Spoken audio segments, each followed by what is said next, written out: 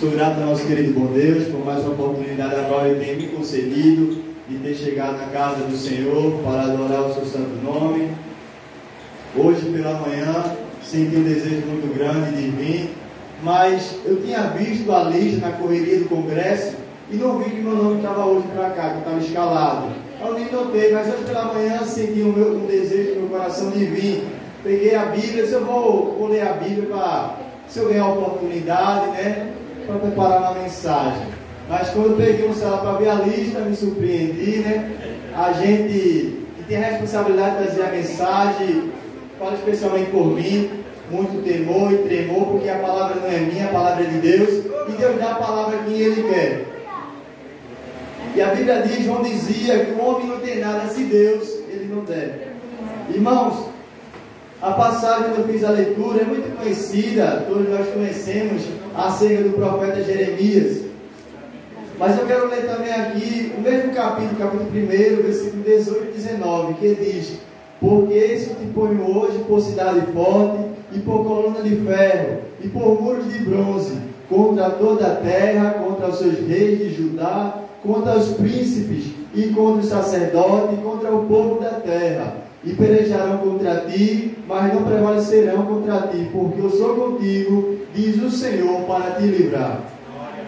Irmãos, Jeremias ali, ele vem de uma linhagem de sacerdote.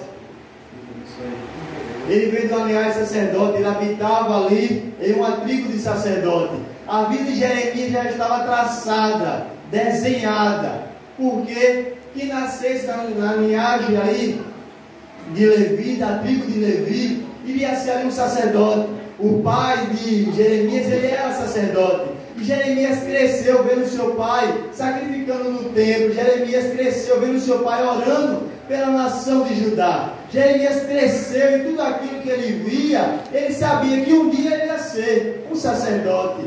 Ele sabia que um dia ele vestia aquelas vestes de sacerdote. Ele sabia que um dia ia chegar o dia dele ser sacerdote, dele trabalhar no templo. E ele viu o seu pai chorando pela madrugada, apresentando a tribo de Judá, apresentando a cidade de Judá. Mas ele sabia que tudo aquilo ia acontecer na sua vida. Mas o que me chama a atenção é que Deus, muitas das vezes, Ele permite que o homem sonhe algo. Ele permite que a igreja, que eu e você, planeje algo para a nossa vida, que é normal. Todos nós temos sonhos e projetos, mas há momentos que o Senhor vem e muda completamente os nossos sonhos, nossos projetos. Quem aqui não sonhou algo, não planejou algo, o Senhor mudou completamente. E a gente começa a observar, Jeremias ele sonhava em ser sacerdote, mas agora o Senhor no capítulo 1 aparece a ele dizendo: Jeremias, eu estou mudando a tua vida, hoje eu te chamo para ser profeta. Mas Jeremias sabia o preço que era ser um profeta. Jeremias viu a situação que estava a Judá. Jeremias viu o povo que estava rebelde diante de Deus. E era um tempo tão difícil de ser profeta. Quando a gente olha no início da Bíblia, ali a gente vê Jeremias, Isaías, né, pregando também, Elias, Samuel. Foram pessoas que foram profetas, que sofreram muito por amor à palavra de Deus. E ele sabia o preço. Mas o que me chama a atenção, nos versículos abaixo, começa a dizer: olha, irão pelejar contra ti, mas não vai prevalecer, porque eu sou contigo, para te ajudar, diz o Senhor. E isso aconteceu diante da vida de Jeremias. No versículo 18 começa a dizer: olha, eu te coloco hoje contra a nação, contra o rei, contra os príncipes, contra as cidades, contra o sacerdote, contra o povo. Quer dizer, contra todo mundo que estivesse andando contra a vontade de Deus. A nação estava vivendo um momento tão difícil, estava pecando contra Deus. A nação ia, para você ter uma noção como estava a nação de Judá, ela ia para o prostíbulo, passava a noite toda bebendo, se embriagando, adulterando, mas pela manhã ia ao templo, levava seu sacrifício e ali dizia: estou salvo. A nação pecava e via para a igreja um dia de domingo e dizia: estou salvo. Isso não acontece nos nossos dias. Era o que aconteceu no dia de Jeremias. Mas por Jeremias pregar a palavra de Deus, o povo ficava com raiva de Jeremias. Em muitos momentos o povo dizia: tu é um mentiroso, isso não vai acontecer. Mas Jeremias tinha um compromisso com a palavra de Deus. E a palavra de Deus é uma palavra dura para aquele que anda no caminho errado. Mas nem todo mundo quer ouvir essa dura palavra. E o que me chama muita atenção é que quando a palavra começou a chegar ao rei, quando a palavra começou a chegar aos sacerdotes, aos falsos profetas, começaram a pelejar contra Jeremias. E Jeremias começou a sentir o peso que é ser um profeta. Uma coisa, igreja, é eu aqui chegar e pregar a respeito de experiências, mas outra coisa é eu viver uma experiência. Muitas das vezes a gente quer pregar sobre milagre, mas outra coisa é viver um milagre, é pagar o preço, é passar noites sem dormir, é chorar pelo milagre. Às vezes é a insônia que a gente tem e não conseguir dormir porque a alma está angustiada. Isso é o preço do milagre. Chegar aqui e dizer: não, Jeremias foi um grande profeta, mas ninguém quer passar pelo que Jeremias passou. O congresso a gente viu o tema, aqueles 3 jovens entrando dentro da fornalha. É fácil a gente contar agora, mas imagine o que eles passaram. Uma coisa é eu pregar: Daniel entrou dentro da cova de leões, mas veja o preço que foi. O milagre de Deus tem um preço, a chamada de Deus tem um preço. Para cada um estar aqui hoje, nessa tarde, a gente estamos pagando um preço. Ou é fácil servir ao Senhor, ou não tem luta, ou não tem provação. No livro de 1 Coríntios, capítulo 12, Paulo ele começa a advertir contra os falsos mestres e começa a dizer: não, olha, eu sei o que é o Evangelho. Eu recebi 40 chibatadas, eu sofri 2 naufrágios, eu fui picado por uma víbora, eu sei o que é o Evangelho. E o que me chama a atenção é que Paulo ele começa a dizer: eu carrego as marcas do Evangelho.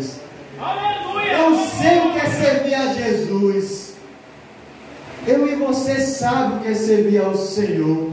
Se você começar a pensar pelo caminho que você passou, por tudo, pelo trajeto, pelas noites escuras, você vai saber dizer: não, eu sirvo ao Senhor. Por quê? Porque eu tenho experiência com Ele. Aleluia. E Jeremias começa a ter essas experiências com Deus. E o que me chama a atenção é que quando Jeremias pregava a palavra de Deus, Jeremias recebeu soco, o povo criticava, zombava. Imagine como é difícil chegar aqui, pregar, e o povo dizer: tu é um mentiroso, tu é um falso profeta. Ninguém dava crédito à palavra de Jeremias.